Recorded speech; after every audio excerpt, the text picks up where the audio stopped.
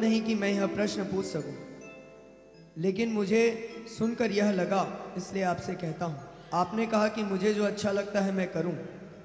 मुझे कभी कभी सिगरेट पीना, बियर पीना और मुझे वीड पीना, वीड गांजा, अच्छा लगता है। तो क्या आपका यह मतलब है कि वह मैं करते रहूं? खूब पियो। और मैं आपको बताना चाहूंगा गुरुजी कि मेरी कक्षा के लगभग 75% व्यक्ति इस नशे से परेशान हैं। थोड़ा देर तो हमको सुकून मिलता भी है, फिर हम गिर जाते हैं, लेकिन कहीं ना कहीं बहुत ज्यादा निराशा है। आप कृपा करें। किसी भी व्यक्ति को अपने को जब भूलने की जरूरत पड़ती है तो वो किसी नशे का सहारा लेता है। वो जो है वो उस रूप में खुद को स्वीकार नहीं कर पाता।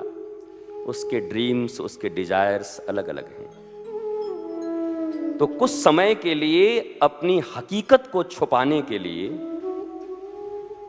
और आकाश में फ्लाई करने के लिए वो इस स्टेरॉयड का, ये गांजे का, ये शराब का सहारा लेता है।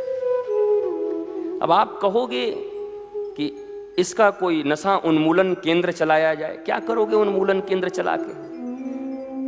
10 वर्ष में 10 को ठीक करोगे और पर डे 10,000 नए पीने वाले पैदा हो रहे हैं। ये नशा उन्मूलन केंद्र में कितनों को ठीक कर दिया तुमने?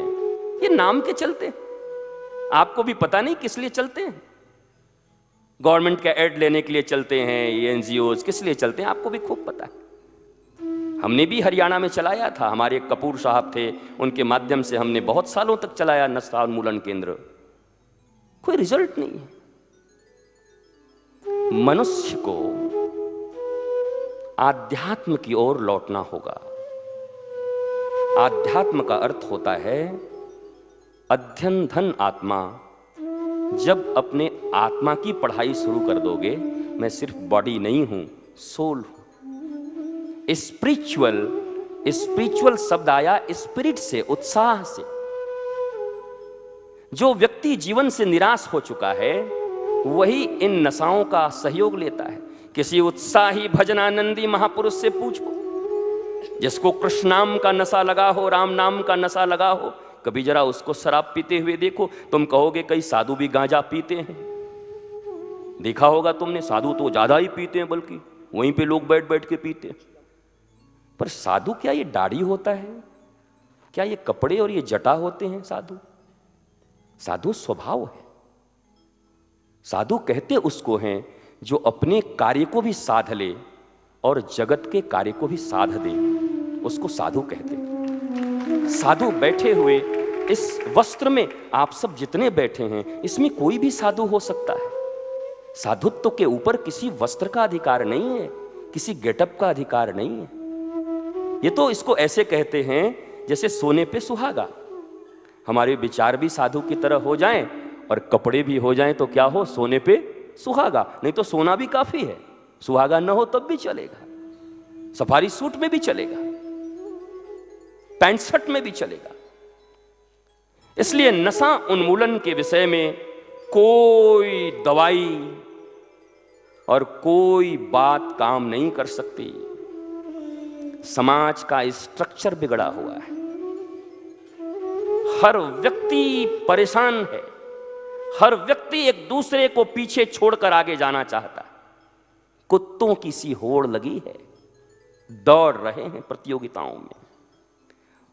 और जब अपेक्षा से ज्यादा, अपनी शक्ति से ज्यादा इच्छाओं को कोई मनुष्य पाल लेता है और उसको जब अचीव नहीं कर पाता, तो फिर गम भुलाने के लिए मैं तो जिए जाता हूं और पिए जाता हूं प्रारंभ करता है। प्रायः इसलिए करते हैं। और बाकी तो तुम्हारे जैसे जो दोस्त हैं वो तो उनको क्या गम है स्टूडेंट लाइफ में, चलना चलना मारना, नहीं नहीं मम्मी को कोई बता, अरे लेना एक बार लेना, अरे कैसा लगा, फिर लेकिन चला तो गया भीतर। ये जो हल्का हल्का सुर एक बार गया तो फिर दूसरी बार, फिर तीसरी बार, फिर चौथी बार, उसको पता ही नहीं चला कि कब एडिक्शन आ गया। लेकिन कोई मानता नहीं कि मैं एडिक्टेड हूं। वो क्या है कि मैं शराब के अंडर में मैं नहीं हूं। हैं भाई साहब, आप पूरी तरीके से कब्जे में आ चुके हैं। मान लीजिए तो आपके रोग का इलाज हो सकता है, जो मानते ही नहीं उनका इलाज कौन करे। तो वास्तव में अगर कोई नशा छोड़ने का किसी का इतना भी इच्छा हो, इतना सा, तो मेरे साथ संपर्क करिए। मेरे सानिध्य में आप जहां भी रहते हैं, मैं चैलेंज देता हूं आपको, यहां से चैलेंज। ब्राउन शुगर लेते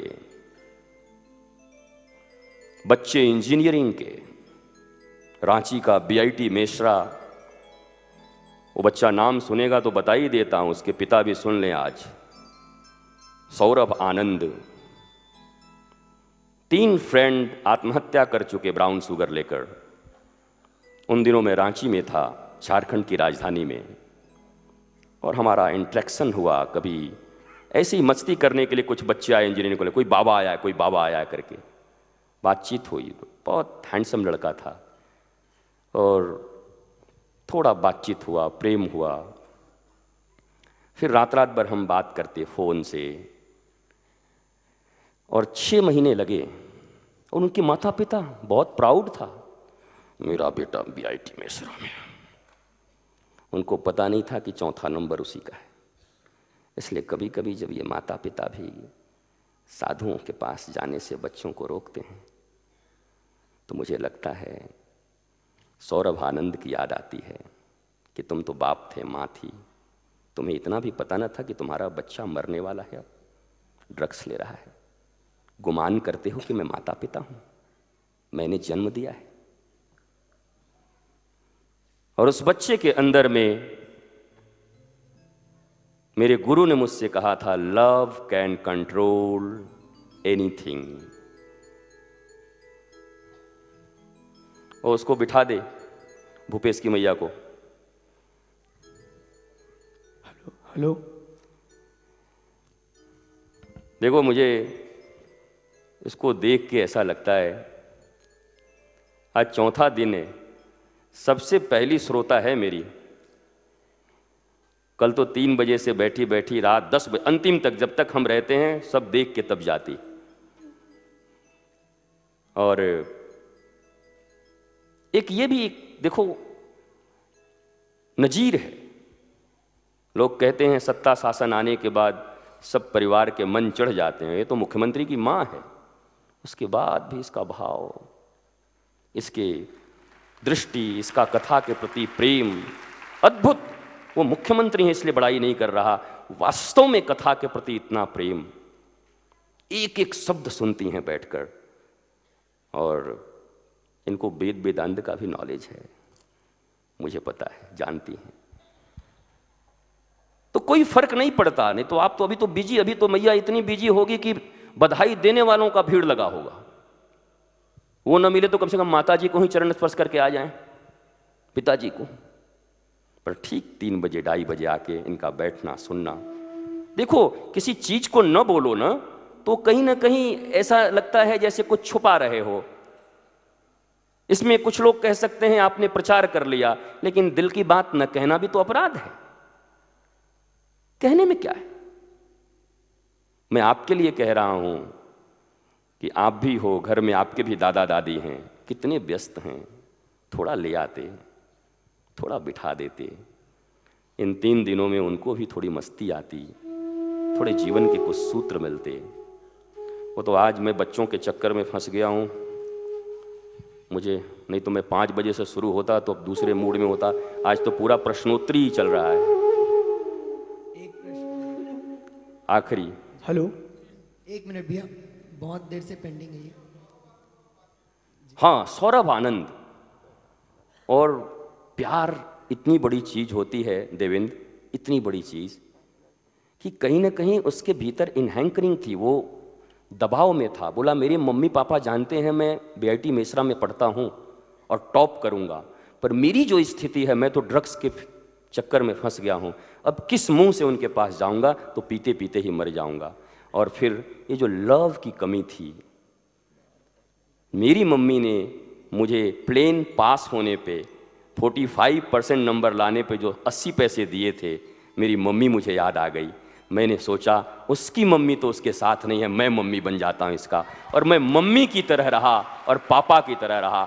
आज लंदन में वही पर एनम सैलरी जितना मैं बोलता हूँ, इतने हैंडसम सैलरी में काम कर रहा है, इतना मस्त लड़का है। दादा बोलता है मुझे, दादा आप कैसे हैं, दादा कोई ज़रूरत, मतलब तू मस्त रहे यार, बस तू है तो उसी में मस्ती है। नेक्स्ट उत्सव में वो आएगा, अगले उत्सव में, और आकर अपनी कहानी खुद बताएगा। और ये एक दो नहीं है, मैं नाम क्यों डिस्कवर करूं उनका जिनके माता पिता आज तक नहीं जानते। पर आप कहते हो आपके बच्चों के साथ इतने संबंध कैसे हैं?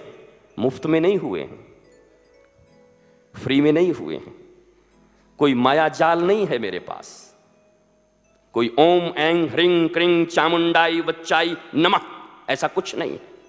लव, ओनली लव, केवल प्यार है। जो प्यार की कमी आज हर एक इंसान महसूस कर रहा है, परिवार होने के बाद भी, पिता पुत्र से, पति पत्नी से, सबके भीतर एक भूख है प्रेम की। जितना प्रेम उसे चाहिए वो उसे मिल नहीं पा रहा, और उस प्रेम की पूर्ति कभी वो पैसा कमा के कर रहा है, कभी पद प्रतिष्ठा कमा के कर रहा है, कभी कुछ। ये तो कल ही मैंने कहा था, भूख लगी है रोटी की, और सोने के ईंट और सोने के सिक्के लाके भरे जा रहे हैं। एक कमरे में बंद कर दूं हीरा सोना चांदी मोती देकर, और भूख लगी है जोर से, क्या करोगे?